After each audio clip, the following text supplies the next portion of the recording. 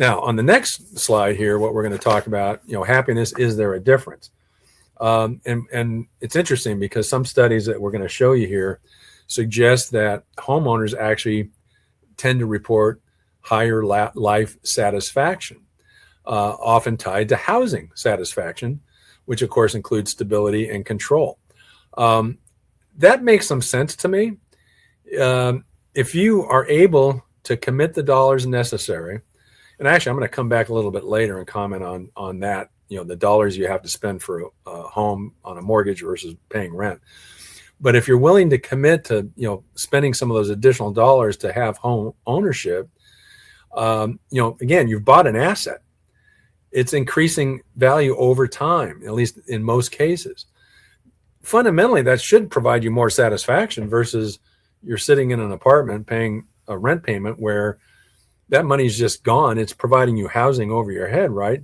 But otherwise, it's not an asset at all. It's just money bleeding out of your monthly household budget, and you're not really getting anything in return that's going to appreciate over time other than that roof over your head. And again, for some folks, that's fine. I understand. But it would make just logical sense that group as a whole probably aren't going to have quite the same level of life happiness and satisfaction as somebody who who owns a home, and so they've got that same roof over their head, but they're at least able to see that over time they're building wealth. They're seeing and creating more equity from making that mortgage payment and just from the market value of their home going up. But at the same time, as the next bullet point is going to show you, another study has kind of identified the fact that people tend to overestimate the happiness boost that does occur from owning a home. And I would say one issue where I do hear about this sometimes is, some would argue that, well, if you own a home, and having a mortgage payment, that's not the whole story. There's more expenses in owning a home than just your mortgage payment. Why? Well, maintenance and repairs. So some would argue that, the mortgage payment, taxes and insurance, that's only really half the cost. You've got to realize that you're going to have maintenance and repair estimates that when you're a renter, in most cases, you don't have to incur those. If something breaks, the AC goes out, the heater goes out, whatever it might be, you call the landlord and they fix it. And usually at their expense, not yours. Of course, you have to deal with the fact that maybe that landlord is not going to react to that need very quickly. You may have to bug them a little bit. Maybe they're going to make the repair or do the maintenance issue at a level of completion and condition that's not to your satisfaction. Again, you can start to see these trade-offs. So as a consequence, yes, it may be true that the idea that owning a home is going to give you more happiness, but maybe not as much as you thought because of the maintenance and repair issue. I would suggest, though, overall, on balance, you're still better off. You're still going to be a tad happier if you're able to own a home than just paying rent. And then the other thing is, as the third bullet point points out, yeah, owning a home is not a Disney, as we put on this bullet point. It's not a Disney spell. It's more like a small upgrade. But the point is, that small upgrade, where you're going to decide to commit a few extra dollars over what a rent payment would be to actually own the home, and yeah, you have to deal with your own maintenance and repair issues.